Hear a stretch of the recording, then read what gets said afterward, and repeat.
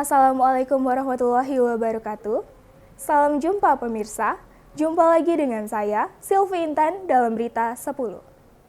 Menteri Pariwisata dan Ekonomi Kreatif Republik Indonesia, Sandiaga Salahuddin Uno, membuka secara resmi Festival Pacu Jalur Tradisional Kabupaten Guangsing, Riau.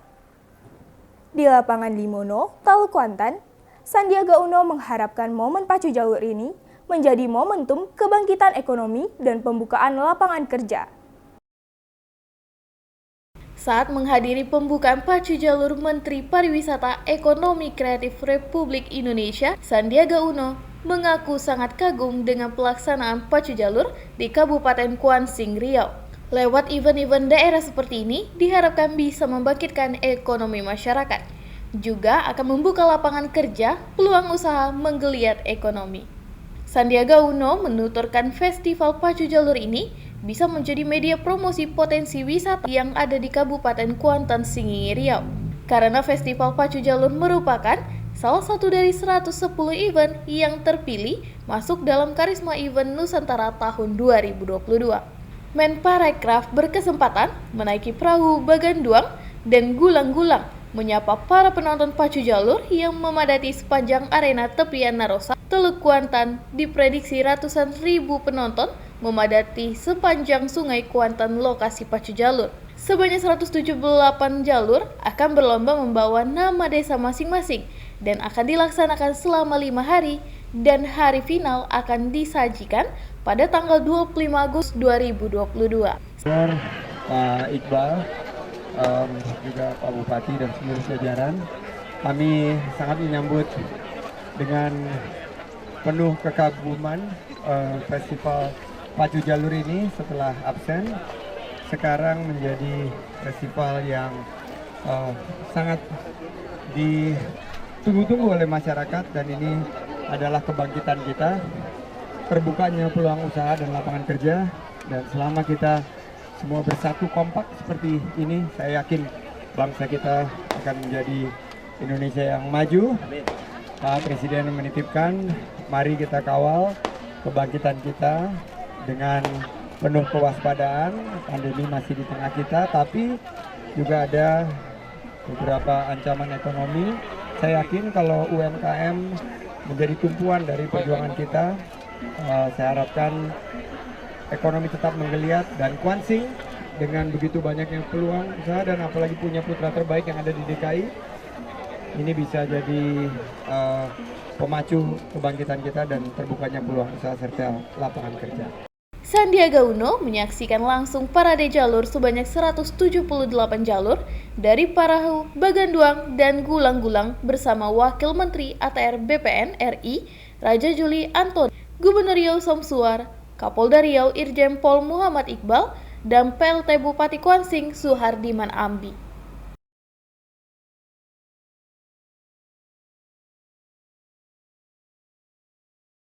Kabupaten Kuantan, Singingi, Mutriaga Caniago, Tim Riau Raya TV melaporkan.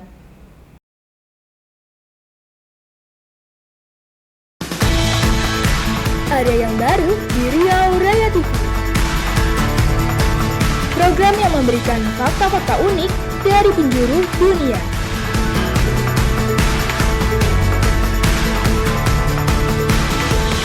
Tahukah Anda?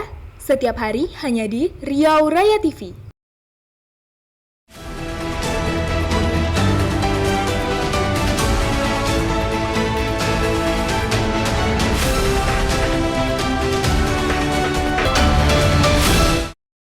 Polda Riau berhasil mengungkapkan kasus judi. Dari Januari hingga Agustus 2022, Polda Riau beserta jajaran berhasil mengamankan 228 orang pelaku dari 145 kasus praktik perjudian. Di antaranya, kasus judi permainan kartu, judi mesin, serta togel dalam jaringan. Dari bulan Januari hingga Agustus 2022, Polda Riau berhasil membongkar 145 kasus perjudian dengan tersangka yang diamankan sebanyak 228 orang. Jumat 19 Agustus 2022, Kabid Humas Polda Riau Kombes Pol Sunarto menjelaskan Polda Riau berhasil mengungkapkan kasus perjudian dari bulan Januari hingga Agustus sebanyak 145 kasus dengan jumlah pelaku yang diamankan 228 orang dan barang bukti yang disita uang sebesar Rp75.180.810 dan barang bukti mesin gelper, sabung ayam, dan biliar. Sunarto merincikan, dari 145 kasus tersebut, diantaranya adalah 135 kasus judi jenis togel online dengan pelaku yang berhasil diamankan sebanyak 192 orang. Kemudian, perjudian jenis permeja atau gelper ada 4 kasus dengan 15 pelaku. Permainan kartu ada 6 kasus dengan 20 pelaku. Dari keseluruhan kasus yang ditangani oleh Polres Wilayah, 6 kasus diantaranya ditangani oleh Ditreskrimum Polda Riau, kemudian 12 kasus ditangani Polresta Pekanbaru.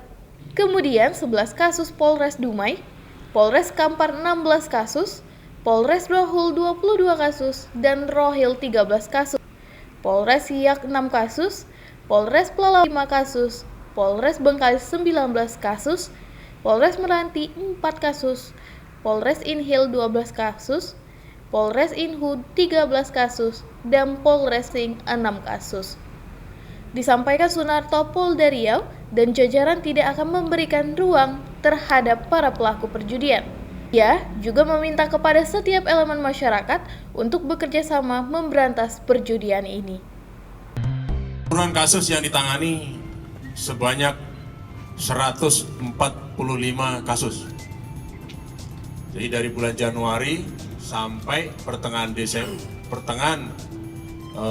Agustus ini 145 kasus perjudian ditangani oleh Polda Riau. Dengan jumlah pelaku yang kita amankan sebanyak 228 orang. Dan barang bukti yang kita sita uang senilai Rp75.180.000. Ulangi, Rp180.810 uangnya. Begitupun juga dengan barang bukti lainnya yang kita gelar di depan kita ini. Ada mesin gelanggang permainan, kemudian ada juga makhluk hidup ayam di sana, kemudian biliar, banyak lagi, nanti akan kita rinci. Tim Riau Raya TV melaporkan.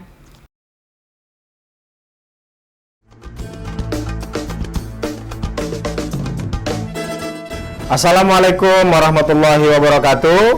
Saya Fitrah Dayun, Ketua Forum Wartawan Legislatif DPRD Riau, mengucapkan selamat dan sukses atas mengudaranya Riau Raya TV dan TVOCU. Dari Riau menyapa dunia. Kini Riau Raya TV dan TVOCU sudah dapat ditonton di seluruh Indonesia, bahkan di seluruh penjuru dunia melalui satelit, TV kabel, parabola, dan Android. Wassalamualaikum warahmatullahi wabarakatuh.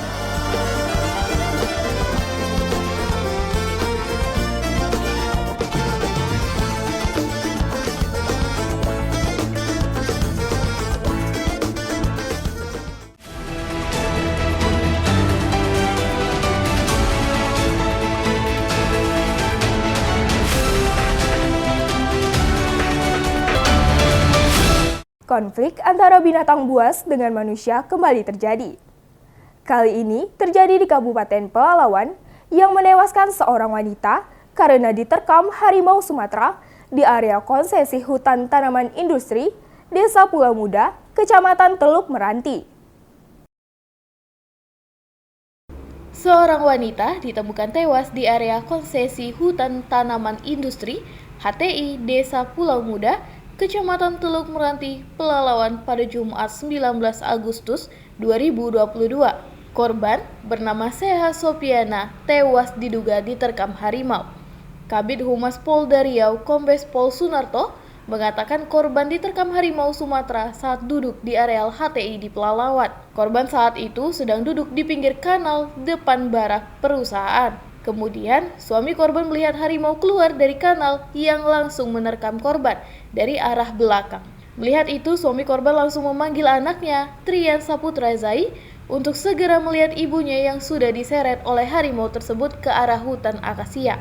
Suami dan anak korban beserta anggota kru lainnya bergegas mengejar dan mencari korban dan melihat korban tergeletak di dekat menara api dengan kondisi luka cakar pada wajahnya. Namun harimau tersebut masih menunggu di sekitar korban, sehingga suami korban dan anggota kru tidak berani mengevakuasi korban. Sunarto menjelaskan, sekitar pukul 20.30 waktu Indonesia Barat, suami korban dan anggota kru memutuskan kembali ke barak DHG. Kemudian, sekira pukul 21 waktu Indonesia Barat, suami korban dan anggota kru kembali mengamati ke tower api tersebut. Namun, korban sudah tak terlihat di lokasi. Atas kejadian tersebut, pihak keluarga korban langsung melaporkan pihak manajemen perusahaan PT Esa Indah Timber Estate Serang dan menghubungi pihak Polsek Kuala Kampar. Pada Sabtu 20 Agustus 2022, personel Polsek Kuala Kampar dan manajemen perusahaan PT Esa Indah Timber Estate Serapung melakukan pencarian terhadap korban. Sekira pukul 14.30 waktu Indonesia Barat, korban ditemukan di area hutan Grembel PT Pranap Timber dalam keadaan terlungkup dengan kondisi korban tangan sebelah hilang dan luka terkam bagian muka dan leher serta bagian perut mengeluarkan usus. Tim Riau Raya TV melaporkan.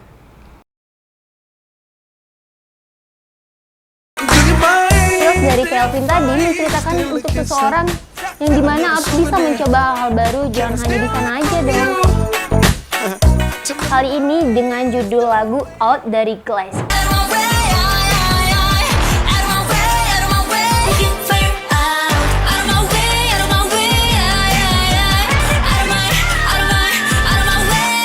Daripada itu, jangan kemana-mana, tetap saksikan terus musik kita.